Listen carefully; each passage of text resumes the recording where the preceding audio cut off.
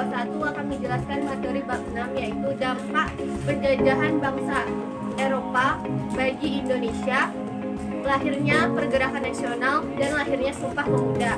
Sebelum itu kami akan memperkenalkan diri kami masing-masing. Perkenalkan, saya Paula Marani sebagai ketua. Saya Hilayu Nurrohmah sebagai anggota. Saya Ademila sebagai anggota. Saya Efriliana Putri Sesasa Fitri sebagai anggota. Saya Nur Hasanah sebagai anggota. Selanjutnya penjelasan materi yang akan dijelaskan oleh Ademila.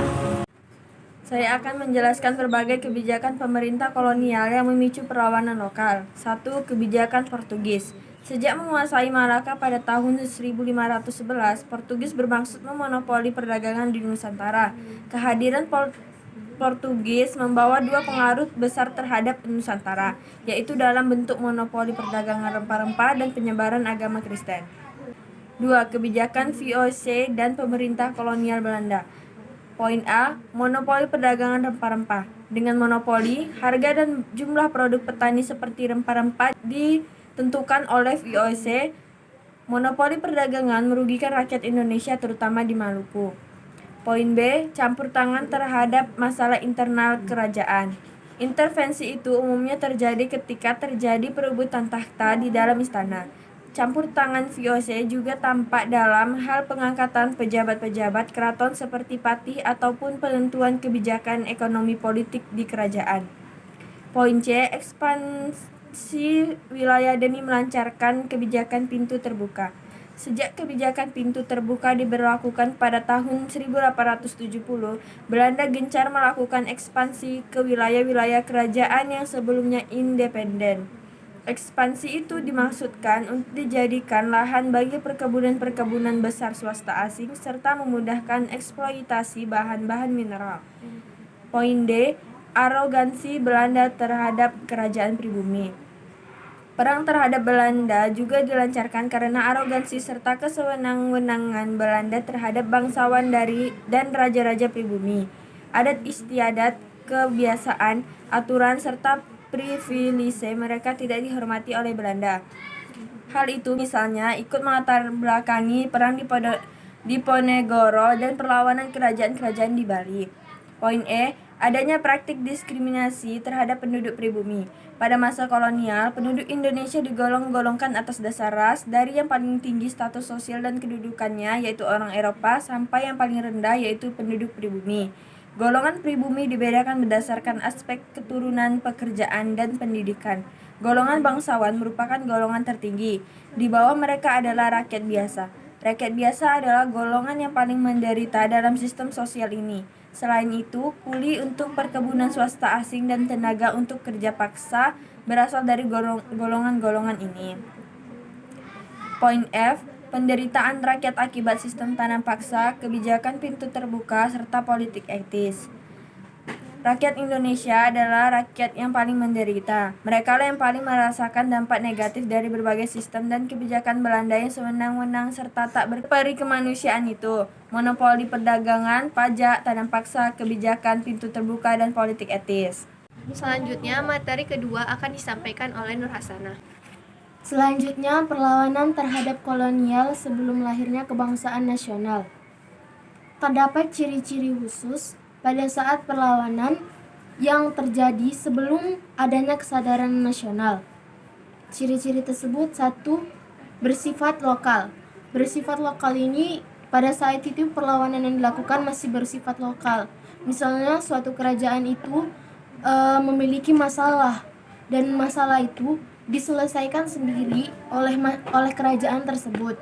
Nah, sedangkan ini dipandang sama kerajaan lain itu sebagai masalah internal yang membuat mereka nggak mau terlibat gitu, kecuali diminta untuk jadi sekutu.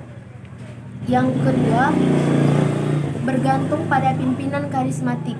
Pimpinan karismatik yang di sini dimaksud itu orang yang memiliki tubuh yang tegap ataupun yang kekar.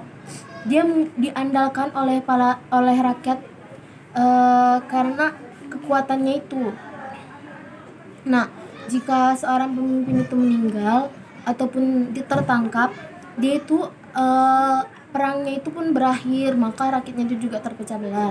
Selanjutnya yang ketiga, menggunakan atau mengandalkan kekuatan senjata.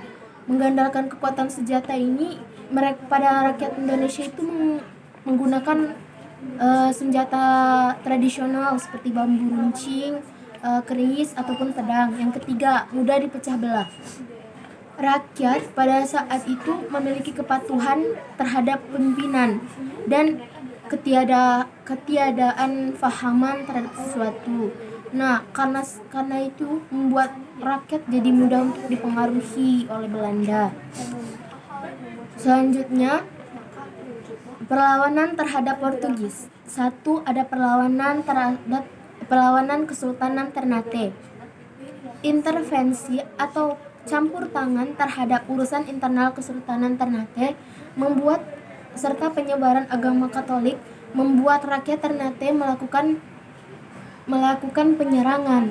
Nah, di bawah pimpinan Babullah inilah Portugis berhasil diusir. Yang selanjutnya, perlawanan terhadap Kesultanan Demak. Tercatat 2 kali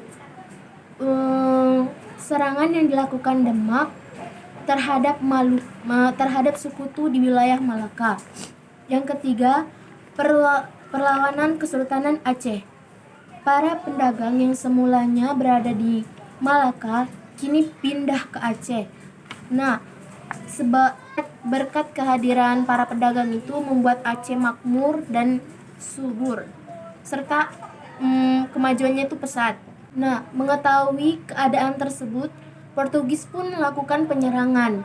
Namun, wilayah Aceh dapat dipertahankan meskipun dalam waktu yang lama. Perlawanan terhadap kolonialisme Belanda. Poin A. Perlawanan terhadap kekuasaan FOC. 1. Perlawanan Kesultanan Mataram. Mataram di sini dia mengizinkan untuk FOC mendirikan benteng di Jepara. Namun lambat laun Mataram itu kayak nyadar kalau kekuasaannya Belanda itu membawa dampak ataupun mempengaruhi pemerintah mereka. Jadi untuk menghindari itu, nah di sini juga Mataram dia punya cita-cita. Untuk mewujudkan cita-citanya itu dia melakukanlah penyerangan. Hingga akhirnya penyerangan yang dilakukan terdapat 2, dan 2 perlawanan ini gagal karena kalahnya persenjataan dan terjangkitnya virus ataupun wabah penyakit. Yang kedua, perlawanan Kesultanan Goa atau Makassar. Ada faktor-faktor perkembangan Makassar, di antaranya letak Makassar yang strategis serta jatuhnya Malaka ke tangan Portugis. Sebenarnya tuh awalnya hubungan FOC dan Makassar itu baik-baik aja. Kemudian namun karena muncul kebijakan FOC atau kebijakan monopoli FOC, nah di sini muncullah sering memicu ketegangan. Nah, terjadilah perang pertama kali di Makassar. Perang ini disebut dengan Perang Makassar. Poin B. Perlawanan terhadap pemerintah Belanda. 1. Perlawanan Patimura. Perlawanan Patimura berakhir karena Belanda meminta bantuan terhadap ke Batavia, yang di situ membuat pasukan Maluku tersedak hingga dijatuhi hukuman gantung. Yang kedua, perlawanan Pangeran Diponegoro. Akhir dari perang ini ditangkapnya Pangeran Ponegoro yang kemudian diasingkan ke Manado. Yang ketiga, Kesultanan Palembang. Perlawanan Kesultanan Palembang. Perlawanan ini berakhir karena gugurnya Aik Sibulbulon beserta putra dan putrinya. Yang ketiga, Perang Padri. Perang ini awalnya itu akibat cekcok dalam masalah agama, lalu berubah menjadi perang melawan penjajah. Yang keempat, ada Perang Aceh. Perang Aceh ini berakhir dengan tertangkapnya Tengku Umar. Yang kelima, ada perlawanan Bangaraja 12. Yang keenam, ada perlawanan kerajaan-kerajaan di Bali. Berakhirnya perlawanan ini yaitu jatuhnya benteng pertahanan kerajaan Buleleng. Yang ke-8, perlawanan ke-8 Kesultanan Banjar. Perlawanan ini dimulai pada tahun 1859 sampai 1905 dengan diakhirinya tertangkapnya Hidayatullah dan wafatnya Pangeran Antasari. Selanjutnya materi ketiga akan disampaikan oleh Akila Ayu Nur Rahma. Baiklah, di sini saya akan menjelaskan tentang lahirnya pergerakan nasional. Pada bagian ini akan dibahas tentang lahirnya pergerakan nasional serta organisasi-organisasi pergerakan nasional. Yang pertama ada ciri perjuangan melawan kolonialisme setelah tahun 1908. Yang pertama dipimpin dan digerakkan oleh kaum terpelajar. Yang kedua bersifat nasional. Yang ketiga, perjuangan menggunakan jalur organisasi. Yang ketiga, memiliki organisasi yang memungkinkan adanya kaderisasi. Yang keempat, memiliki visi dan misi yang jelas yaitu Indonesia yang merdeka. Yang kedua, faktor pendorong lahirnya organisasi pergerakan nasional ada dua faktor yaitu faktor internal dan faktor eksternal. Faktor internal yang pertama, kondisi sosial, politik, dan ekonomi yang pernah akibat penjajahan. Yang kedua, munculnya kaum terpelajar. Yang ketiga, tumbuhnya kenangan akan kejayaan bangsa pada masa lampau. Faktor eksternal, yang pertama, kesuksesan pergerakan nasional di negara-negara lain sehingga membangkitkan semangat rakyat Indonesia. Yang kedua, kemenangan Jepang atas Rusia pada tahun 1905 menyadarkan bangsa Indonesia bahwa bangsa Barat bukanlah bangsa superior. Yang ketiga, maksud dan berkembangnya paham-paham baru Eropa dan Amerika seperti liberalisme, demokrasi, dan nasionalisme. Yang ketiga, perkembangan pergerakan nasional Indonesia. Periode awal perkembangan. Pada periode ini, gerakan nasionalisme di Indonesia diwarnai perjuangan untuk memperbaiki kondisi sosial dan budaya. Ada beberapa organisasi yang muncul pada periode ini adalah Budi Utomo, Sarekat Islam, dan Muhammadiyah. Yang kedua, periode nasionalisme politik. Dalam periode ini, gerakan nasionalisme di Indonesia mulai bergerak dalam bidang politik untuk meraih kemerdekaan Indonesia. Organisasi yang muncul pada periode ini adalah Indisce Patji, Gerakan Pemuda, dan Gerakan Perempuan. Yang ketiga, ada periode radikal.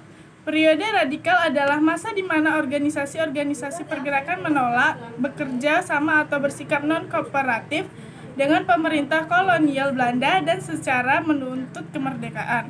Organisasi yang bergerak secara non-kooperatif diantaranya adalah Perhimpunan Indonesia atau PI, PKI, dan PNI. Yang keempat, ada periode bertahan. Periode bertahan adalah periode di mana gerakan nasionalisme di Indonesia berupaya lebih moderat dan menahan diri. Organisasi yang berkembang pada periode ini adalah Parindra, GAPI, dan Gerindra. Selanjutnya materi keempat akan disampaikan oleh Afriliana Putri Sesa Safitri. Saya akan menjelaskan tentang kolonialisme dan pengaruhnya terhadap kehidupan politik, sosial, budaya masyarakat Indonesia saat ini. 1. Pengaruh kolonialisme Portugis. Poin pertama adalah agama. Menurut Lombard, umat Kristen tertua Indonesia adalah Katolik. Agama ini yang mulai dikenal jauh sebelum kedatangan Portugis, yaitu sejak abad ke-14. Pada abad itu sejumlah rohaniwan Katolik singgah ke Kepulauan Nusantara. Poin kedua adalah kesenian. Pengaruh Portugis terhadap kesenian tampak pada musik keroncong. Kita masih bisa menemukan peninggalan di Kampung Tugu, Jakarta Utara. Poin ketiga adalah bahasa. Dalam bidang bahasa kosakata Portugis diserap ke dalam bahasa Indonesia. Contohnya seperti pita menjadi dalam bahasa Portugisnya adalah vita, sepatu, spato, bangku, dan menjadi banco dalam bahasa Portugisnya. Kedua adalah pengaruh kolonialisme Belanda. Yang pertama adalah bidang sosial budaya. Poin pertama adalah mentalitas inlander. Secara harfiah artinya mentalitas khas pribumi yang dikonotasikan secara negatif sebagai orang mengidap rasa rendah diri lebih rendah dibandingkan orang atau bangsa lainnya. Poin kedua adalah pendidikan. Sistem pendidikan Barat Indonesia digarap Belanda sejak abad ke-18 dan akhir abad ke-19. Sistem pendidikan di Indonesia berkembang semakin banyak pengaruh penjajahan Barat dalam bidang pendidikan yang pengaruhnya terasa hingga kini. Kehadiran lembaga pendidikan dan penelitian modern, perkembangan tulisan Latin, percetakan pers dan gaya hidup masih kita rasakan pendidikannya hingga saat ini. Poin ketiga adalah bahasa. Bahasa Belanda juga banyak memengaruhi bahasa Indonesia seperti garasi, gratis, giro. Poin keempat adalah gaya hidup. Dalam hal ini muncul istilah gaya hidup kebarat-baratan. Misalnya tampak dari kebiasaan minum minuman keras, pesta, dansa, dan model pakaian. Yang terakhir adalah perkembangan agama Kristen di Indonesia. Bidang ekonomi. Pengaruh ekonomi yang masih membekas sampai sekarang, kebijakan pintu terbuka atau sistem ekonomi liberal. Sistem ekonomi liberal membuat masyarakat mengenal hal-hal berikut. Yang pertama adalah sistem sewa tanah, yang kedua ekonomi uang, yang ketiga sistem kerja kontrak. Yang kemudian bidang politik. Pengaruh Belanda dalam bidang politik tampak dalam hal birokrasi. Sistem pemerintahan kolonial di bawah pimpinan gubernur jenderal dirancang seperti lembaga eksekutif yang kita kenal saat ini. Kemudian bidang hukum. Pada masa kolonialisme Belanda, hukum Belanda mulai diperkenalkan di Indonesia. Meskipun demikian, hukum Belanda itu hanya berlaku untuk orang Belanda dan bangsa Indonesia lain. Kemudian bidang ilmu pengetahuan dan teknologi. Yang pertama adalah mengenal paham liberalisme, kedua mengenal teknologi berbasis mesin, yang ketiga adalah mengenal teknologi komunikasi dan informasi. Kesimpulan dari presentasi kami yaitu para penjajah seperti VOC, Belanda, dan Portugis banyak melakukan kebijakan-kebijakan yang membuat bangsa Indonesia merugi, sehingga bangsa Indonesia sadar dan melakukan perlawanan lokal. Perlawanan lokal ini dilakukan oleh satu daerah atau satu kerajaan dari para tokoh atau raja dari daerah dan kerajaan masing-masing tersebut. Mereka belum mau bersatu atau melawan bersama. Setelah itu muncullah beberapa faktor yang membuat bangsa Indonesia sadar dan melakukan pergerakan nasional, sehingga bangsa Indonesia bersatu bersama-sama melawan para penjajah tersebut. Kesimpulan yang terakhir yaitu masa penjajahan Portugis dan Belanda ini banyak mempengaruhi kehidupan bangsa Indonesia hingga sekarang dan dapat kita lihat dari banyak aspek atau hal. Sekian presentasi dari kami, kurang dan lebih mohon dimaafkan, semoga bisa bermanfaat dan mudah dimengerti. Jangan lupa Subscribe. Like, comment, and share. wassalamualaikum Wassalamualaikum warahmatullahi wabarakatuh. Bye.